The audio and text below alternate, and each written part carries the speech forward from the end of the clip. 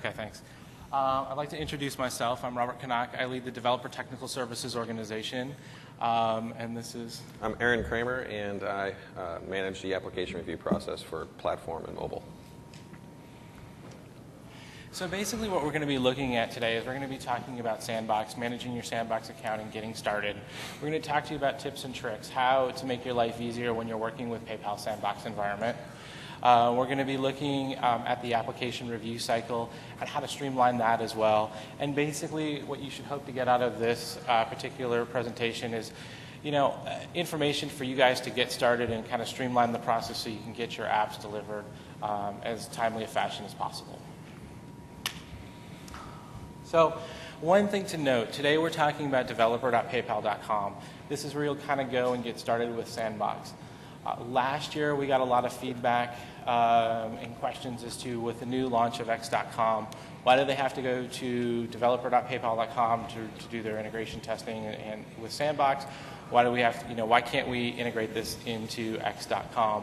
And so one of the things that we're actually doing and launching in November is we're going to be doing single sign-on. So you'll be coming to X.com to go and basically get into and connect with your Sandbox environment. However, today it is still hosted on Developer, but we're with less than a month, we'll be there and you guys will actually be able to go to X.com and have that as a jumping off point to do your integration testing, as well as get all of the documentation and information that you need. So where we're going to start today is we're going to talk about signing up.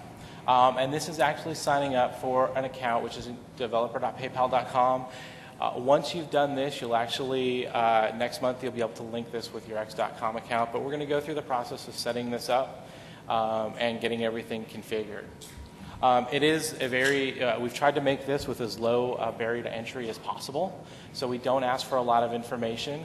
What you're going to notice on the sign-up screen, in the very first part of the sign-up screen, is we just want to know first name, last name, and an email address. We actually ask that it's not a PayPal email address. We would always hate for someone to forget that they're in the Sandbox environment or think they're in the Sandbox environment and be on live and somehow make a mistake. So we usually recommend using another email address. It's our intent not to spam the email address or anything like that. We will send you pertinent emails, and we'll actually ask you to confirm the email address as you go through the sign-up process. And if you do want to recover your password, we ask you, for your typical password security question, so you can try to recover it in the future. There we go. So as I said here, it's that simple. So you go enter that information, and you get to a page that says Sandbox Sign-Up Complete, which is a little bit of a misnomer. You've got one more step to do, but at least your Sandbox account is set up. The next thing that we're going to ask, and you're going to see in the email that you provided, is you're going to receive an email. And what we're going to ask you to do, typical fashion, click on the link within the email. That's going to confirm your email address, and that's going to be the last step that you're going to need. It's going to take you to your Sandbox environment. It's going to show you the nice little green check and let you know that everything's set up, everything's ready to go. And what you can expect here is you've got an empty Sandbox environment.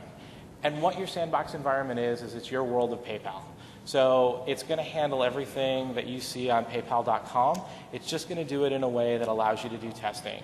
And we're going to kind of step through that as we go along. The first thing that we're going to talk about is account creation.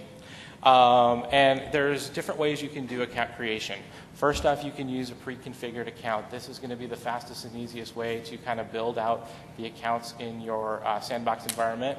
And remember, when you're doing this, the only accounts that PayPal knows about from your perspective are the ones that you have set up here. So if some other developer has an account out there, you're not going to see it, you're not going to know about it. As far as you're concerned, it's just going to be an email address. And so you will be able to control everything from these particular screens that we're about to go over. The next thing that you can do, we talk about pre-configured, but there are two other options. One is a manual. Actually, most people actually prefer the pre-configured because it is a lot quicker and easier, but there are cases where that's not going to work for you. An example of that is if you're creating an account outside of one of the ones that's supported for pre-configured, you'll actually have to go through the manual route, and you'll see that very early on in the process of pre-configured. It'll show you the 8 or so countries that are allowed to do that. If you're not using one of those, you can go to manual and do that. The other option is is creating it for Website Payments Pro. This is one thing to know as well, is that we've offered a quick and easy setup for creating a Website Payments Pro account as well. So basically the first step in creating a pre-configured account is you'll notice that there's two different types, seller accounts and buyer accounts. A buyer account is just going to be that. It's going to be a personal account. It can or cannot be verified. That all depends on whether you've selected to add a bank. You're going to need a mixture of both. When you start to build out your environment, you're going to see you're going to have all sorts of different types of accounts for testing purposes. The one thing that you will need, and that's kind of what we're walking through here today, is a seller account setup. And you will need at least one verified seller to basically be your API caller. And the easiest way to do that is to go through this page, select add a bank account. You can choose to add a credit card or not. You can choose to add a balance. But as long as you add a bank account, you're now going to create a verified business account. So, and that's it. We've tried to streamline the process. We've tried to make it as simple and as easy as possible for you to create your accounts. What we're going to show you here, going back to, and you're always going to wind up here. You're always going to be, this is going to be your jumping off page. So what we're going to show you is kind of a mature test environment. This is actually one of my employees, their sandbox account, and you can see, you know, we've got, especially for us, we've got various different accounts to troubleshoot situations that our developers are running into and how we can help with that. So we try to mirror all of the accounts in our sandbox environments. One thing that we do that we recommend to keep track of them is when you're naming your sandbox accounts, name them with something that makes sense, something that's pertinent to what they do. As you can see on the very last account there, Lisa named this a seller account, so she knows this is her verified seller. She knows exactly what to expect when using this particular account. She doesn't have to go back and track it.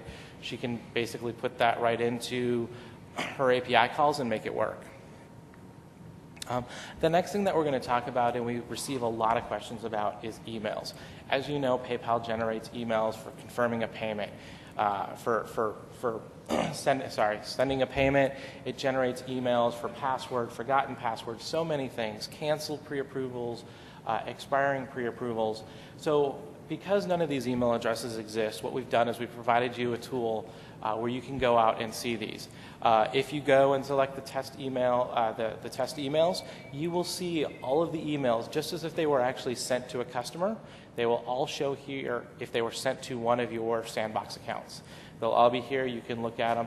And a good example of that is if it's a forgot password, it's going to contain the link that you're going to need to go back, confirm the password to allow you to change the password or do whatever you want to do there. But this is it's very powerful since obviously we can't send them out to these particular email addresses. We kind of jest here a little bit, but it's good to talk about one of the things that's provided in your sandbox environment is a place for you to kind of review your credentials. For those of you guys who have used Sandbox or maybe have gone live, what you're going to find is if you go to PayPal, you log in, you go to your profile, there's about 4 or 5 clicks for you to kind of get access to your credentials. Not very streamlined and not very effective when you're trying to develop and you're trying to remember these nice long strings of characters. So what we've done here in the Sandbox environment is we provide you a page where we list out all of your verified users that have API credentials will be here. So when you're doing your development, you can grab the particular sender, seller, API caller that you want to use to facilitate the payment or to actually accept the payment depending on which sets of transactions that you're using. One thing to note, and we do this in jest, we kind of cover up these credentials. We will never ask you for your credentials, and you should never expose your credentials to anyone.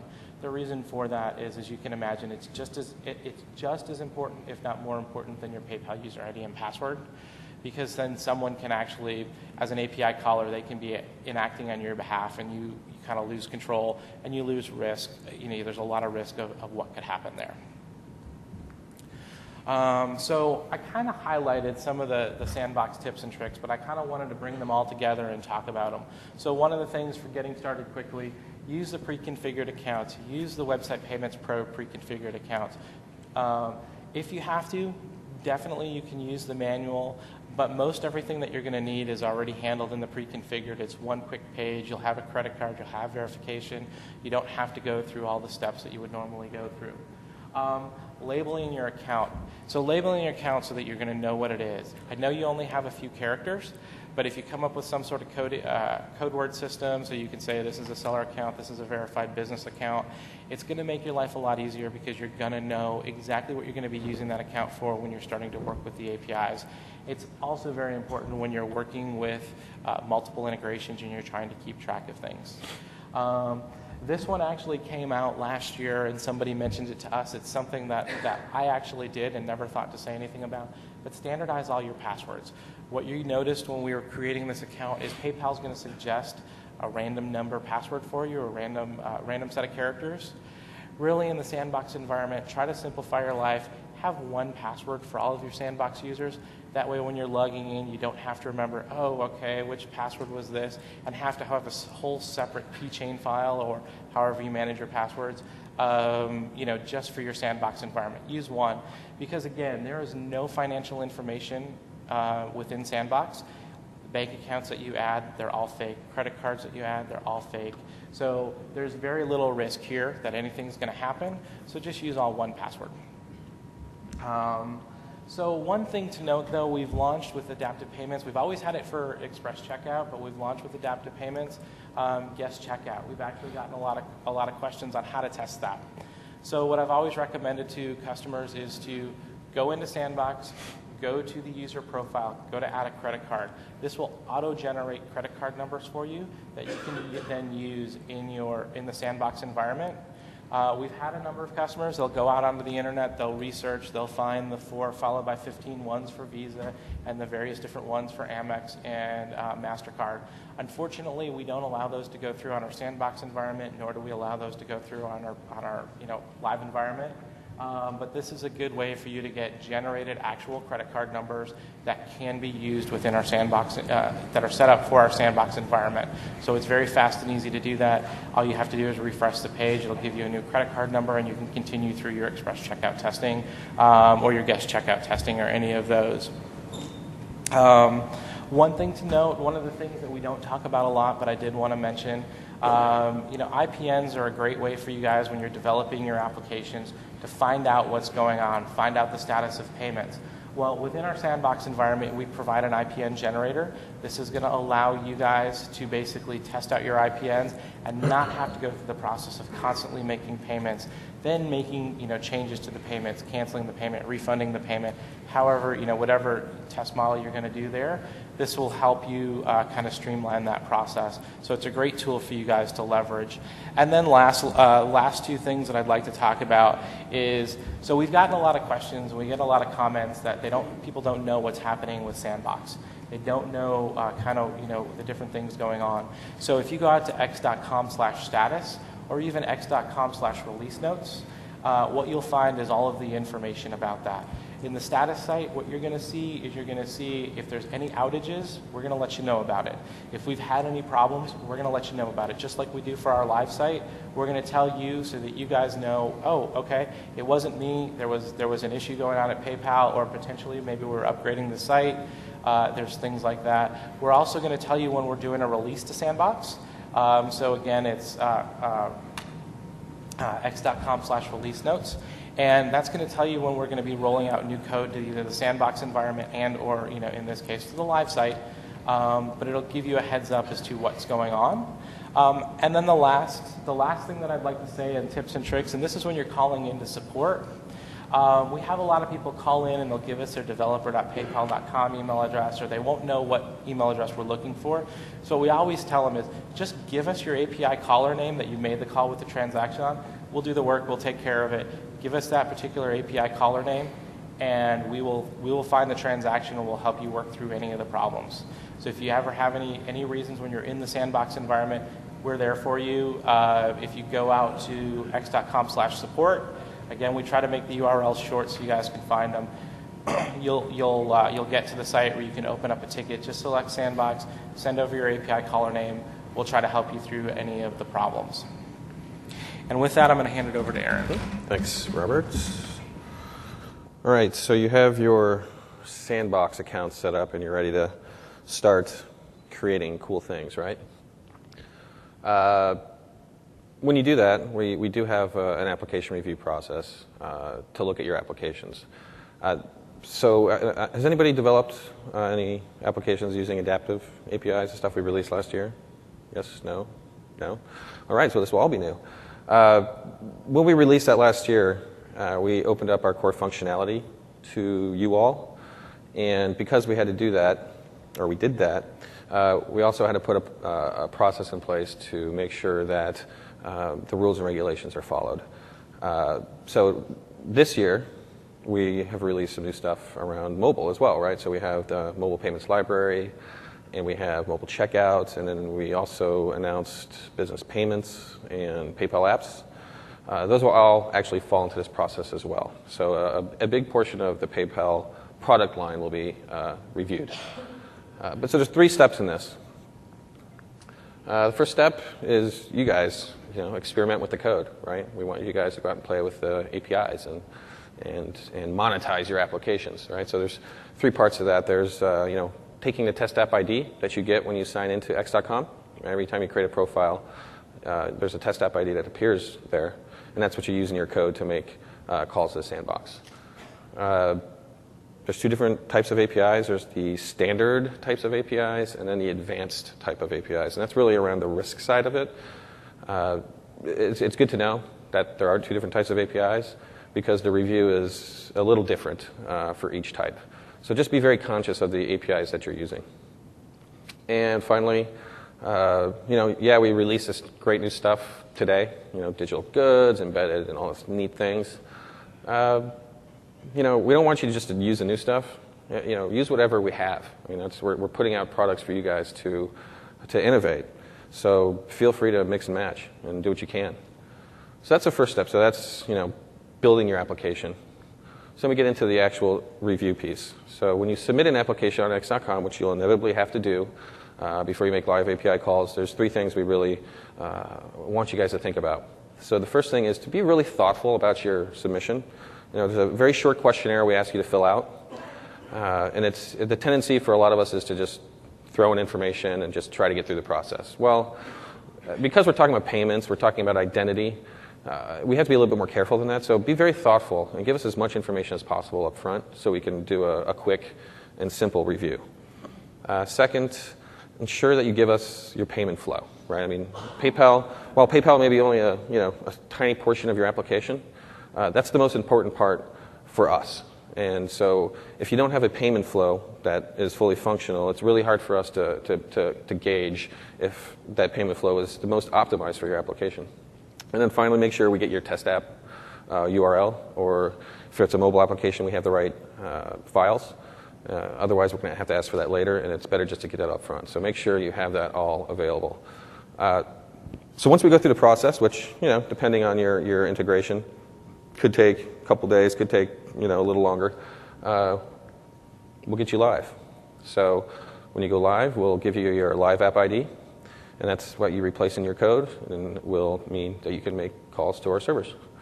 A lot of people have asked in the past, do you approve a lot of applications? How long does it take? Because we're here to help you guys, we're not here to reject applications. We actually want you guys to be successful.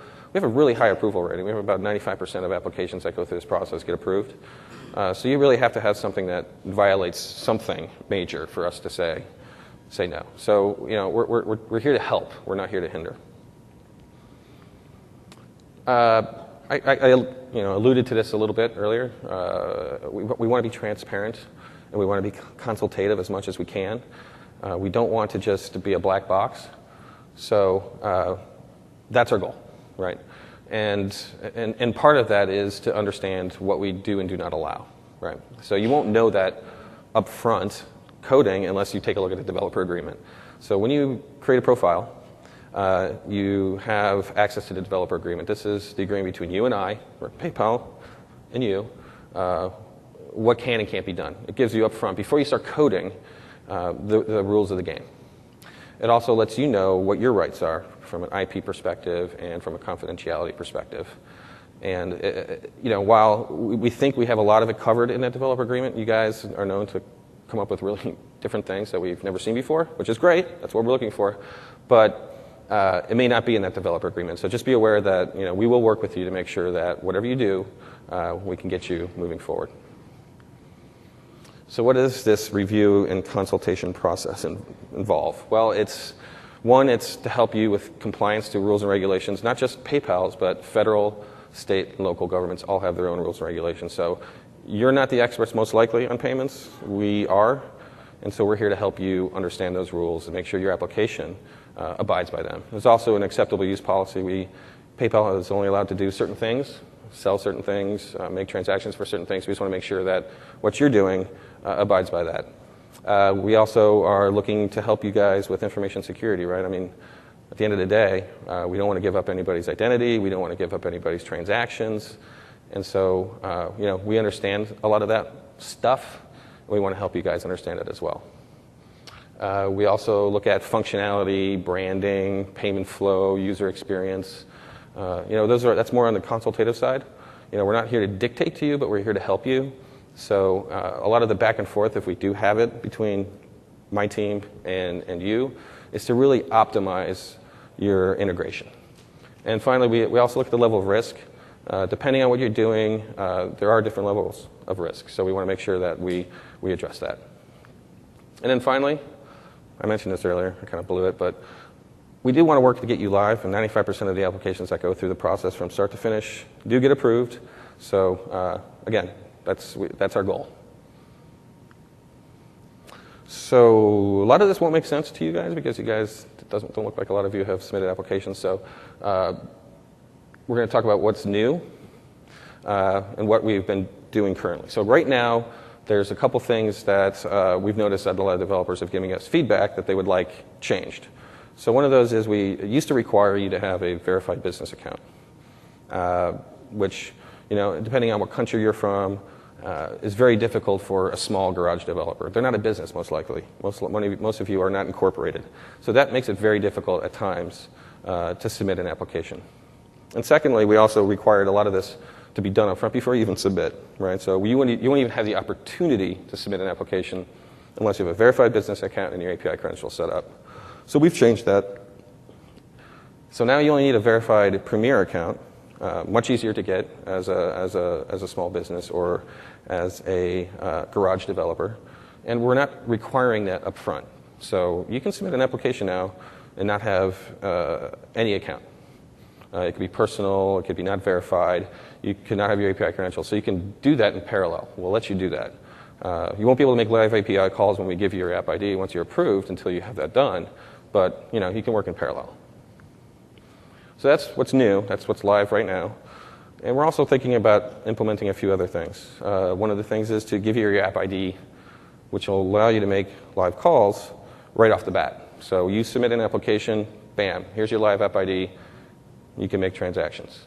And then we'll review with you, work with you to make sure that everything you've done is following the rules and regulations which we talked about earlier. Because right now we have to go through the process before we give you your live app ID. So this means you'll be making live calls much quicker. Also, we are looking at making some enhancements to the submission form. Right now it's fairly static, so you have to answer a set of questions. Not everybody has the same type of application. Some people have mobile, some people are doing PayPal apps, some people are submitting for business payments, some people are just doing general adaptive payments. But you still have to answer all the questions right now. What we're trying to do is become a little bit more contextual, so depending on what your application is, we'll only ask you questions relating to that. So we're trying to take as much friction out of the process as possible. So tips and tricks. Again, I think I talked about this a few times already, but it's one of those things that I think it's important to repeat, because these are the things that will make it much easier for you. The PayPal developer agreement is actually your friend. It's very important that you take a look at it before you code. You don't want to waste your time. It gives you a better sense of what's going on. And also Apps 101, which is on x.com, it's a sort of a primer on the whole process. So what do you need to do to create an application? What do you need to do to go live? It's a good source of just basic information. So make sure you check that out. If you're using standard APIs, or if you can use standard APIs, use them. There's no glory in using advanced APIs if you don't need them, because it just takes longer to get reviewed. The more advanced, the more risk, the more we review. So if you can get away with using the standard stuff, definitely do that. And finally, accurate accuracy and completeness are really key for us, right? So the more you do that up front, the more likely you're going to get approved much quicker. So the last thing we want to do is have a back and forth because we're not being clear or you haven't given us the types of pieces of information that we need to make a decision. So try to be as complete and as accurate as possible up front. So some concluding thoughts. I'll pass it over to Robert to touch on Sandbox. Well, we don't need. So we talked about this a little bit more, but it's good to reiterate the fact that PayPal Sandbox is your own customizable sandbox environment. It allows you to configure the accounts that you're going to be using. It allows you to configure the accounts that are going to be in that particular world. So that's something important to know. The other thing, and I mention this because we get a lot of calls, we get a lot of contacts for help with passwords for Sandbox accounts or trying to reset things. And it's important. Standardize that. Standardize your naming conventions. It'll make your integrations a lot easier in the future.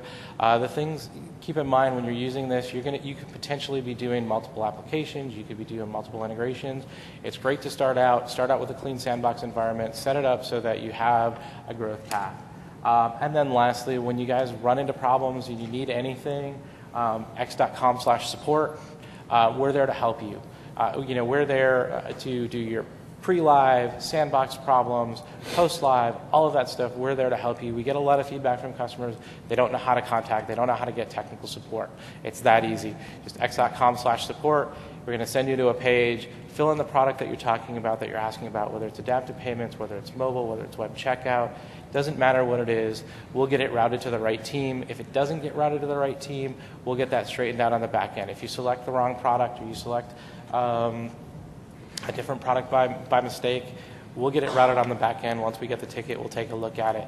We're there to make sure that you get what you need. All right.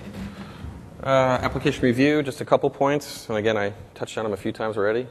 We're really consultative. We try not to be as much of a review process as we are a consultative process.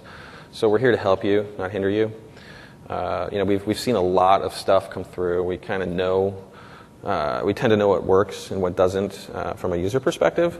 So we really want you to be successful. So that's what this whole process is about. We want to make sure that not only are you abiding by the rules and regulations, which is important, obviously, but that you are successful and that you have the best application you can.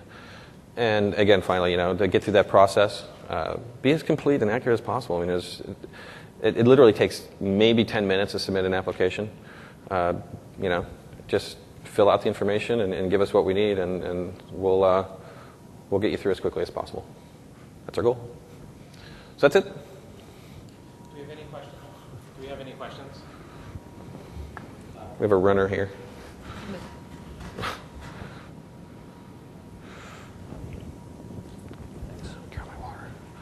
You said mix and match the APIs as needed.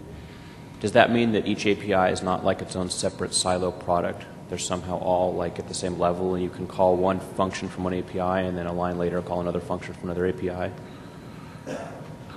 Not necessarily. An example would be, say you have a website payments pro integration where you're doing DCC up front, but you want to do some kind of disbursement on the back to, say you're doing some kind of crowdsourcing application. One's website payments pro and one's an adaptive. Kind of two different things, but they can be used together. There's no reason that they can't be. There's no right or wrong. You don't have to use adaptive with just adaptive stuff. Okay. Okay. Go, sir. And then two other questions. How many people are on your CERT team? And also, I still don't get, what is PayPal X? Is that a product? Or are you guys just using the word X to say we want to talk about all our existing products? Can you repeat the first? How many people are on your CERT team? We have a fairly small team, less than a dozen, that review applications on a regular basis. Okay, and that's all we do. What if you get like 100 very complex applications a day to review? We have a process and a model that allows us to scale up really quickly and to address that. Okay. So PayPal X, PayPal X is our developer network. So X.com is basically where PayPal X is hosted. It's where our developers can go find documentation. They can find our SDKs. They can find our example code. It's a great place to get started from a technical perspective, just like PayPal.com/business is a great place, to understand the business side of the product. PayPal X is there, which is at X.com, is for understanding all the technical aspects about any of the products that we have. I thought PayPal X was an API or something. No, PayPal X is not the API. Is not the APIs. Really, it's just it was very related to our open platform because we did PayPal X and the open platform last year. But really, PayPal X is our developer network. Thank you. Any other questions?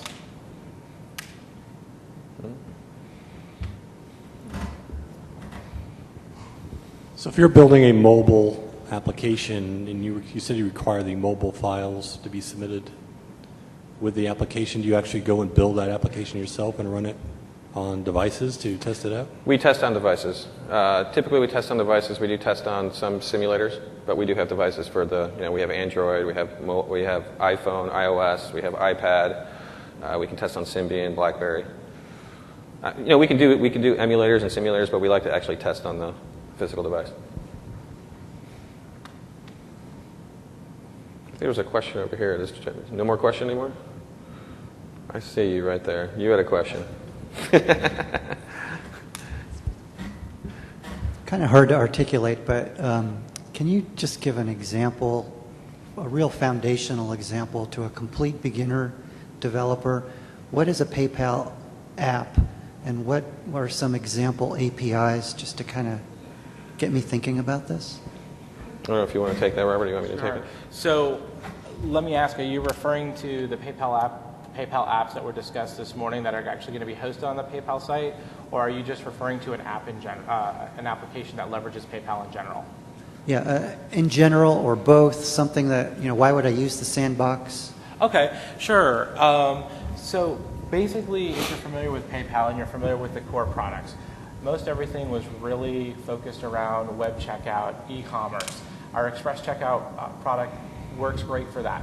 What we did with adaptive payments, adaptive accounts, and our open platform is we said, okay, we've got a product that works well for the web, but our developers are creative. They've got all of these great ideas out there that may or may not be web focused.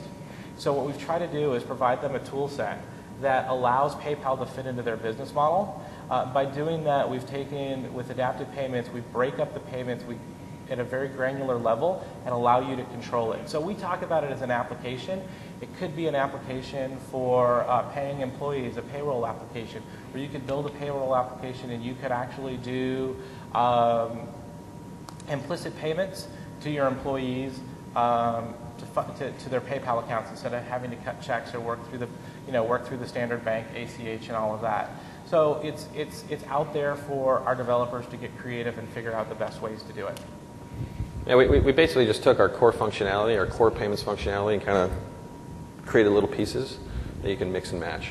So whatever you can dream of, we're trying to give you those little tools that you can do. Hi, can you give out examples of criteria which you look out while approving or disapproving an application? Sure. For instance, if you're selling porn, probably won't approve it. If you're, say, creating a gambling site and you're based in the U.S., probably will not approve it. Right? So, we're pretty open. If you're doing something that we've never seen before, we like that, right? So we're not trying to be we don't reject you unless it's like, we've gone through all the channels, right? So, it's very open, but, there's certain clear-cut things we're just not going to do. Like for instance, if you're going to do add a funding source, like if you're going to be able to send gold, it's something that we just can't do. But they're far and few between. And we'll work with you. If you have something that you think may not be kosher, may not, typically be done, we'll try to work it out together because maybe there's a way around it. Does that help? Okay. If you want more detail, the developer agreement, like I think I mentioned a few times, has a lot of that in there, so you should check that out. Any other questions? So you guys support cross-border trade? Like, do you have API support for CBT? For cross-border? Yes. Sure. I mean, PayPal is pretty cool. So within PayPal, most of our APIs already are set up for cross-border. So like the standard send money app, which you can do, handles the cross-border piece. Now, it is dependent sometimes on receiver preferences. Receivers can choose to receive money. In a cross-border situation, they can choose not to, because as that happens, the receiver is actually charged a cross-border fee. And so that the receiver can say, no, I'm not willing to pay that fee, so I'm not willing to accept transactions in another currency.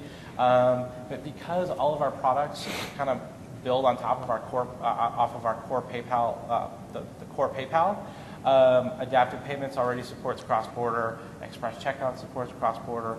But again, I caveat that with the fact that the receiver has the ability to say whether or not they will actually accept that or not. Now, what's the technology stack which I have to use to develop an application? I'm sorry. What is the technology stack for me to use to develop an app? Okay.